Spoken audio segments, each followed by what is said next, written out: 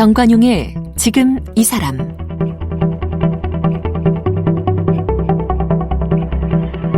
여러분 안녕하십니까? 정관용입니다. 미국의 대통령 선거 이제 80일 앞으로 다가왔어요. 트럼프 대통령이 어렵다 하는데 정말 그런지, 또 그렇다면 이 상대 후보 조 바이든 후보는 어떤 사람인지, 그리고 정말 조 바이든 후보가 대통령이 되면 어떤 변화가 생길 것인지, 특히 남북관계, 북미관계는 어떻게 될지 참 궁금증이 많습니다. 그래서 오늘 좀 모셨어요. 정치학 박사이시면서 또 미국통이시고 이제는 뭐 방송인 이렇게 소개해도 될 분이 아닌가 싶은데요. 김지훈 박사 함께 만납니다. 정치학 박사 김지훈 박사 어서 오십시오. 안녕하세요. 네. 전공이 미국 정치세요? 네, 정치에서 미국 정치, 그리고 제가 개량 정치를 했었어요. 그러면 미국의 뭐 선거? 네, 미국 국내 정치를 주로 했었죠. 그러니까 네. 한국 사람이 미국 가서 박사학위 딸 때 네. 미국 정치 전공하는 사람 거의 없잖아요. 별로 없죠. 가서 네. 한국 정치 전공하시는 분들이 많잖아요. 그러니까 한미 관계 이런 그러니까. 거, 네, 국제 관계 이런 걸 하시는 분들이 주로 많고, 근데 최근에는 그래도 많이 늘었어요. 미국 정치 하시는 분들이. 근데 저는 사실 굉장히 우연찮게 하게 된 게, 저희 지도 교수가 일종의 픽업을 한 건데, 미국 정치는 개량하고 굉장히 많이 가요. 예. 그래서 통계라든지 이런 걸 아주 많이 쓰는데, 그걸 이제 듣는데 이게 아시아 학생이라서 그런지 확실히 수학이 좀 강하더라고요, 제가. 그래서 그 클래스에서 약간 두각을 나타내면서, 야, 너 기량이 이렇게 되는 거 미국 정치 해라라고 저를 끌고 가면서, 원래 제가 하려고 했었던 뭐 정치 경제 이쪽에 이제 교수님이 어드바이저가 그 테뉴어를 못 받고 다른 데로 가게 된 거예요. 뭐 이런저런 우연이 다 그렇죠. 겹쳤군요. 네, 그래서 이제 우연찮게 미국 정치를 하게 됐는데 재밌더라고요. 그 가운데 그럼 시기는 현대? 그렇죠. 주로 이제 선거하고 저는 사실 재정 쪽을 많이 했었어요. 재정? 네, 퍼블릭 파이낸스 이쪽. 네. 단도직입적으로. 네. 트럼프 됩니까? 안 됩니까? 그거를 지금 말씀드리기 너무 이르고요. 그러니까 9월은 좀 돼야지 뭔가 좀 더 확실한 윤곽이 나타날 것 같다.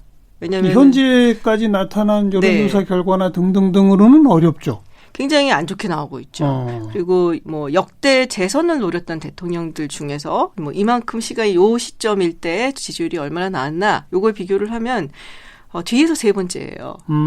제가 말한 역대 이제 현대 대통령들인데 예를 들면 트럼프보다 낮은 사람도 지미 카터 안 됐잖아요. 그래서 그리고 그 조지 H.W. 부시 아버지 부시 마찬가지로 재선이 안 됐죠. 그리고 이제 트럼프 대통령이라서 안 된다고 말하기도 뭐하고 된다 말하기도 뭐하지만 상황은 썩 좋지는 않다. 네. 미국의 대통령 선거 제도는 왜 이렇게 복잡해요? 뭐 우리 국민들도 이제 대충은 알잖아요. 각 주마다 선거인단이 인구 할당으로 돼 있죠. 인구 비례로. 이제 그 연방의회에 보내는 의원 수. 그렇죠. 사실은 하원 인구 할당으로 비례돼 있는 하원 의원 수 더하기 상원 의원은 인구랑 상관없이 이제 무조건 2명이니까 그 2명 그렇게 되어 있고 거기다 워싱턴 D.C. 근데 워싱턴 D.C.는 연방의회에 없거든요, 자리가. 근데 이제 이번에는 쳐준다 해서 이제 3명. 아유 복잡해라. 그러니까 그냥 거칠게 말하면 대략 인구수에 맞는 정도의 선거인단들이 주별로 있는 거고. 네네. 근데 그 주에서 이기면 그 선거인단을 독식하는 거잖아요. 네, 두 주는 아닌데 사실 네브라스카랑 메인주 같은 경우 조금 섞여 있어요. 근데 그냥 독식을 한다. 거긴 또 왜 그래요? 거기는 안 그런 게 또 이상하네. 그렇죠. 다른 데는 다 그러는데. 네, 좀 그런 게 있어요. 왜 그렇게 만들어진 거예요? 선거인단 독식 제도가 만들어진 역사적 무슨 배경이 있을 거 아닙니까? 일단 헌법에 그렇게 적혀 있어요. 그러니까 헌법이 그렇게 만들어진 이유. 그러니까 선거인단을 만들어 놓은 이유가 그 당시에는 일반 대중들이 어느 정도 정치적인 소양을 갖고 있을 거라고 믿지는 않았던 거죠. 그러니까 어느 정도 필터링을 좀 해줘야 된다. 스크리닝을 해줘야 된다라는 생각을 굉장히 많이 갖고 있었고요. 그리고 사실 인구 비례 할당으로 했다고 하지만 굉장히 차이가 많이 나요. 캘리포니아 같은 경우는 우리가 굉장히 언더레프레젠트라고 얘기를 하죠. 그러니까 대표가성이 낮게 그 인구수에 비해서 주어진 선거인단 수가 굉장히 적고. 아 그래요? 그럼요. 그럼 철저한 인구 비례가 아니군요. 철저하지 않아요. 절대로. 각 주마다 자기 선거인단 몫이 딱 있는 거군요. 네. 딱 있는데 캘리포니아는 사실은 유권자 수가 뭐 4천만 명 뭐 이런데 그에 비해서 55명이니까 굉장히 낮은 거고. 캘리포니아 국민들이 가만히 있어요? 그래서 아니 우리가 지금 표가 몇 개인데 왜 우리한테 이거밖에 안 주냐 들고 일어나야 되는 거 아니에요? 그래서 2016년도 선거 결과 나왔을 때 그때 무지하게 화가 났었죠. 그래서 네. 우리 연방에서 탈퇴한다. 물론 못하지만 네. 그 협박도 하고 그래서 뭐 그런 얘기가 근데 좀 그게 있었죠. 합리적으로 조정이 안 돼요? 조정이 잘 안 되는 게 이야, 이게 놀라운 나라요. 뭐 하원 의원 수가 이렇게 정해져 있고 그거에 맞춰서 한다라고 헌법에 적혀져 있어서 헌법을 개정을 해야 되거든요. 만약에 우리처럼 뭐 전부 직접 선거를 바꾼다든지 하려면. 근데 그 과정이 워낙에 이제 까다롭고 힘드니까. 아무튼 그게 이제 이 국명도 유나이티드 스테이츠잖아요. 네. 그러니까 연방제 국가이기 때문에 각 주마다의 자율성이 다른 네. 어느 나라보다 많은 거고. 그렇죠. 그런 거죠. 네. 그러다 보니 대통령이란 존재가 차지하는 위상과 역할도 다른 나라보다는 좀 다를 것이고. 네. 뭐 그러다 보니 그 대통령 뽑는 제도도 연방식 제도를 뭐 이리저리 섞다 보니 뭐 주별 독식이다 뭐다 뭐 이런 것들이 독특하게 만들어진 거로군요. 그렇죠. 미국밖에 없죠 이런 식의 제도. 이런 식의 제도는 제가 알기로는 거의 그렇죠? 미국밖에 없는 거죠. 뭐 캐나다 같은 경우는 사실 총리 제도니까 굉장히 다르고. 네. 그리고 요번에 트럼프가 뭐 우편 투표를 네네. 못 믿는다 그랬다가 뭐 자기를 지지하는 주의 우편 투표는 믿는다고 했다가 뭐 이래서 구설들이 많잖아요. 네네. 그 우편 투표란 제도도 우리한테는 없잖아요. 근데 미국은 한지 벌써 한 20년? 네, 글쎄요. 됐어요. 오래됐더라고요. 네, 오래됐어요. 그래서, 그리고 그게 어떻게 보면은 이제 부재자 투표를 위해서도 많이 사용이 됐었고, 이 우편 투표를 해서 딱히 공화당한테 불리하다 이런 결과는 없어요. 오히려 부재자 투표 같은 경우는 공화당한테 좀 유리해요. 그래요? 이게 군인들이 많으니까, 보통은. 그래서 뭐 썩 나쁘진 않은데, 요번에 코로나 때문에 사실 우편 투표를 굉장히 활성화한 거죠. 네. 그죠. 근데 그 우편 투표란 제도도 이게 세계적으로 보편적 제도는 아니지 않나요? 보편적이지는 않은데 지금 같은 상황에서는 사실 필요해지는데 네. 우리는 다른 나라하고 달리 이게 왜 그 사전 투표 뭐 한 이틀씩도 하고 막 이러잖아요. 네네.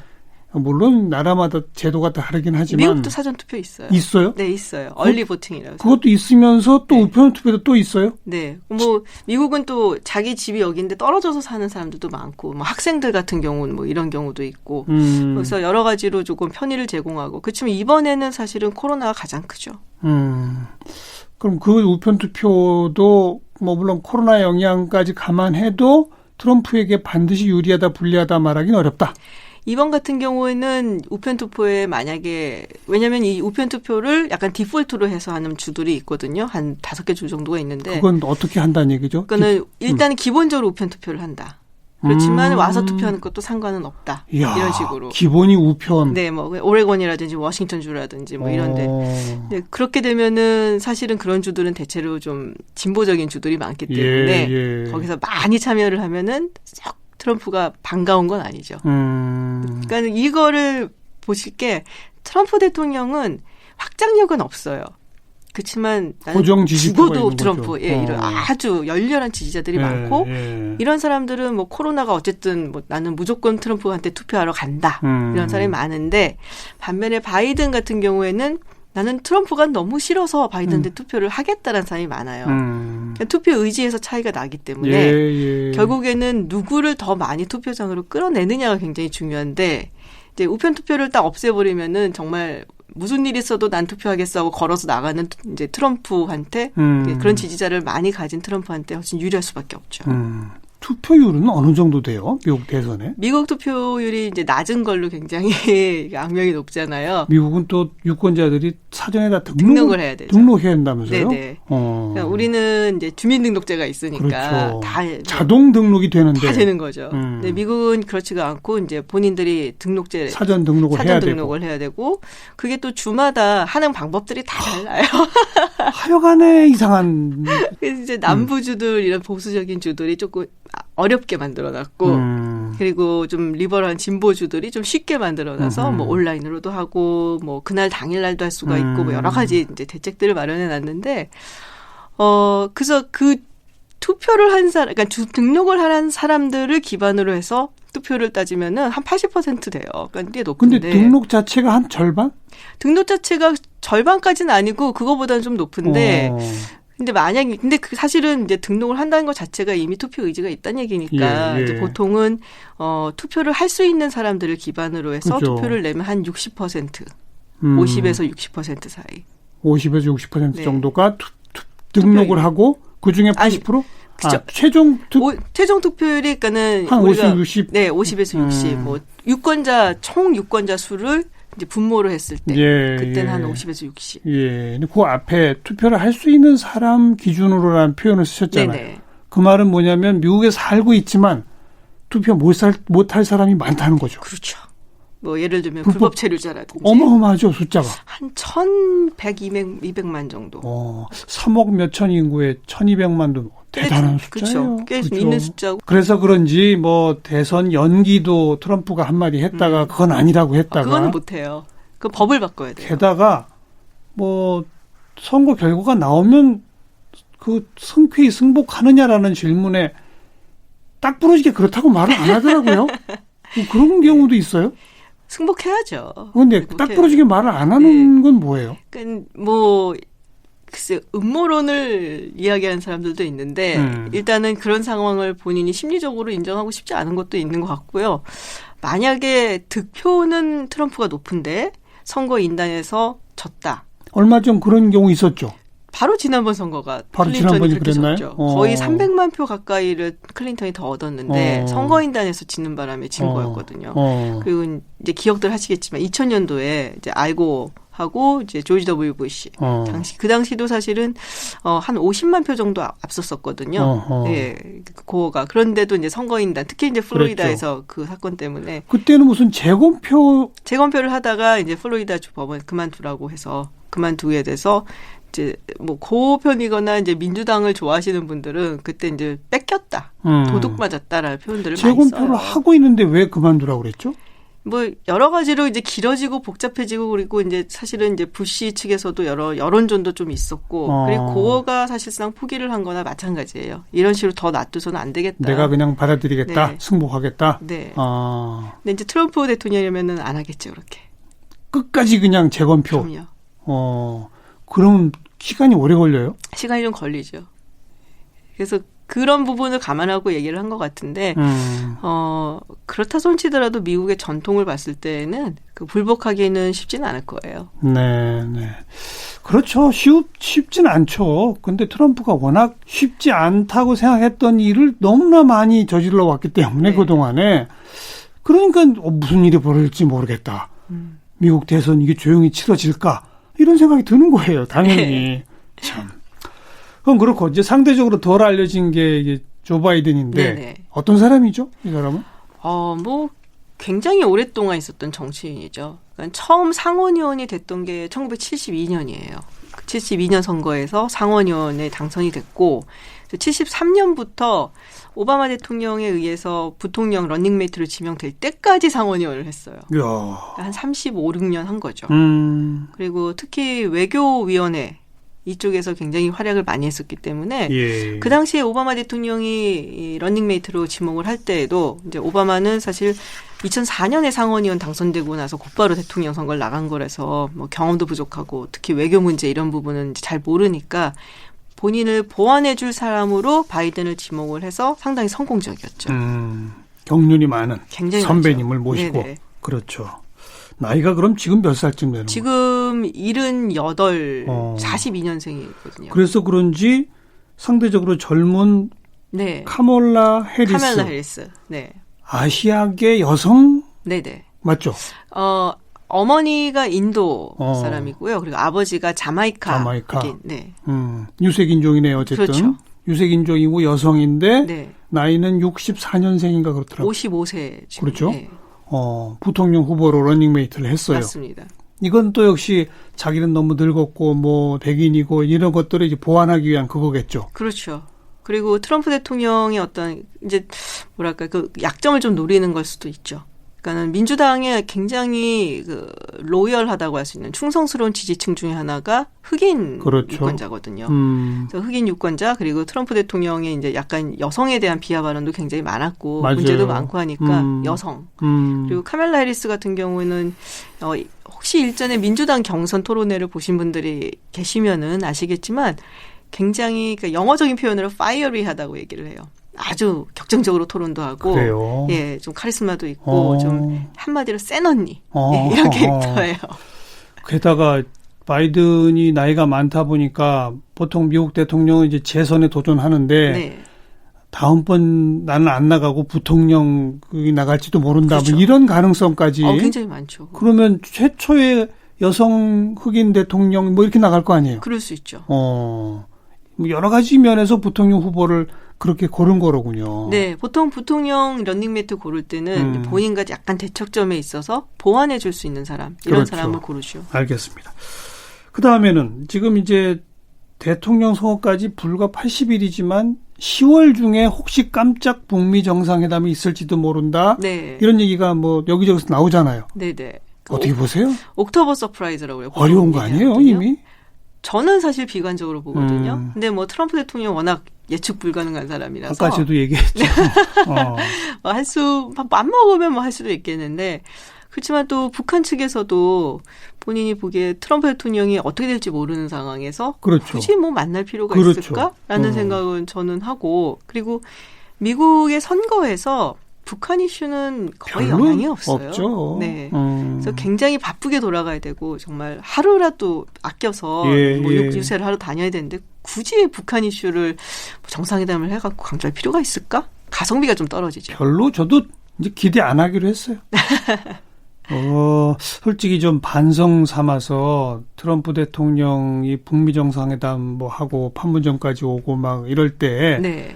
야, 그 세상에 참 트럼프지만 이 한반도 평화를 위해서는 깜짝 놀랄 일을 할지도 모르겠다. 좀 기대도 하고 의지도 좀 했거든요. 네. 나 스스로 반성했어요. 저런 사람한테 기대하면 안 되는 건데 기대한 내가 잘못이다. 정상으로 가는 게 옳다. 이런 생각으로 다시 고쳐먹기로 했거든요. 그러니까 미국의 시스템이 물론 이제 대통령이 외교 정책은 조금 잡고 가는 거는 맞아요. 다른 거에 비해서 의회라든지 뭐 이런 데서 조금 발목 잡는 거나 아니면 선제적으로 나갈 수가 없기 때문에 그렇지만 관료라든지 또 주변의 어떤 뭐 여러 가지 시스템으로 봐서 북한하고의 어떤 문제를 해결하는데 트럼프 대통령이 아무리 탑다운이라고 하더라도 이렇게 쉽게 움직이기는 어려울 거예요. 네. 그리고 또 깜짝 놀랄 일로 움직여서 뭔 해놓는다 손 치더라도 지금 트럼프의 기반이나 하고 있는 정치 행태나 이런 걸로 봐서는 또 언제 조변석계로 변할지 그렇죠. 모르는 거고 그래서 너무 기대하지 말자 마음을 접었어요. 정복법이 낫다. 그런데 또 그러면서 한편 생각해 보면 조 바이든은 표현하신 것처럼 30몇 년을 상원의원으로 주로 또 외교 네. 그쪽 파트에서 일했다면 그 수십 년 그동안의 미국 정책 그대로 답습할 거 아닌가. 그죠? 그럴 가능성이 높죠. 이렇다면 조 바이든이 대통령 되면 별로 기대할 거 없는데 이런 생각이 들거든요. 어때요? 양가적인 데가 있는 것 같아요. 만약에 트럼프 대통령이 재선에 성공을 한다면은 이제 많은 국민들이나 또 우리 정부에서 희망을 거는 것처럼 북한과의 관계가 나아지지 않을까. 이런 부분이 있는 반면에 지금 뭐 방위분담금 협상이라든지 뭐 여러 부분에서 저희한테 압박을 가는 게 있잖아요. 재정적으로도 그렇고 그런 부분에서는 전혀 도움이 안 되죠. 단지 이제 바이든 같은 경우는 북한에 대해서는 트럼프 대통령 같은 그런 방식은 안 할 거예요. 실무진부터 먼저 올라와라. 내가 탑다운을 안 한다라고 할 그렇죠. 건데 동맹에 대한 생각은 트럼프 대통령과 굉장히 달라요. 그래서 그런 부분에서 뭐 이런 방위분담금 협상할 때 무슨 뭐 5배를 내놔 이런 말을 할 가능성은 없죠. 그런 건 없어지고 네. 그러니까 우리와의 관계는 껄끄러운 거는 줄어들겠으나 그러나 계속 현상 유지만 가지 않겠느냐 이거죠. 뭐 비핵화 문제가 북한의 비핵화 문제가 원래도 그랬지만 미국의 어떤 외교 정책에서 우선순위가 우선순위는 아니죠. 그죠. 네. 그냥 현상 유지로 가지고 그러다 보면 어떻게 여기서 돌파구를 만들어야 되나 우리는 좀 답답해요. 미국 대선을 쳐다보는 우리의 시선이 좀 답답해요. 트럼프가 돼도 걱정, 조 바이든이 돼도 걱정. 뭐가 우리한테 좋은지 잘 모르겠어요. 저도 사실 잘 모르겠어요. 네. 근데 미국 사람들은 뭐 자기네들이 국익에 가장 맞는다라고 생각하면 선택을 하는 거고 저희는 저희 국익을 또 생각을 해야 되고 그렇죠. 그런 거죠. 우리 한인 유권자들도 이제 꽤 되죠, 미국에서. 그렇죠. 네. 그분들은 꽤 열성적이죠. 한인 유권자들이 사실은 아시아계가 투표율이 낮아요. 그래요? 네. 우리 한인들도? 그게 이제 블락별로 좀 따져봐야 되는데 사실 그런 결과는 많지는 않아갖고 워낙 뭐 그렇도 코리안 아메리칸이 뭐 전체 유권자에서 차지하는 비율을 따지면 좀 작은 편이니까 하지만 아시아계가 투표율은 높은 편은 아니에요. 그래요? 최근 들어서는 조금 올라오고는 있어요. 그럼 뭐 대통령 선거에 나온 사람들이 한인 표 의식해서 남북 관계를 어떻게 하고 이럴 가능성도 별로 없군요. 왜냐면요. 한인들은 대체로 캘리포니아, 뉴욕에 살죠. 거기는 어차피 민주당이 잡아놓은 곳이라서 전혀 상관이 없습니다. 그렇구나. 하원 의원들은 조금 다르겠죠. 그나저나 트럼프의 코로나에 대처하는 법 네. 이런 건 나중에 책으로 써도 될 것 같아요. 이랬다 저랬다. 쓸 게 있을까요? 뭐 말도 안 되는 얘기를 했다가 막 그죠? 그런데도 여전히 미국 국민들이 대통령으로 인정하는 국민이 그래도 한 30% 40% 된다는 거 아닙니까? 40%. 네. 잘 이해가 안 돼요. 어떻게 봐야 돼요, 그걸? 근데 가장 타격을 많이 입었던 데가 뉴욕이거든요. 뉴욕, 뭐 뉴저지 그쪽. 근데 그쪽은 어차피 트럼프 대통령 안 좋아하는 곳이고요. 이게 이제 슬슬 안쪽으로 퍼지고 있어요. 그런데 뭐랄까요, 약간은 시골 지역이기 때문에 이게 퍼진다고 해도 확산세가 아무래도 대도시하고는 좀 다르고 그리고 트럼프 대통령이 인기가 있는 지역은 사실은 그 시골 지역이에요. 네. 그러니까는 우리도 뭐 좀 멀리 있는 지역에서 뭐 코로나가 막 확산됐다 이러면은 어떻게 하더라도 확 와닿진 않잖아요. 그렇죠. 네, 그런 게 이제 좀 다르겠죠. 그럼 코로나뿐 아니라 무슨 그 폭동, 네. 유색인종 탄압에 저항하는 시위.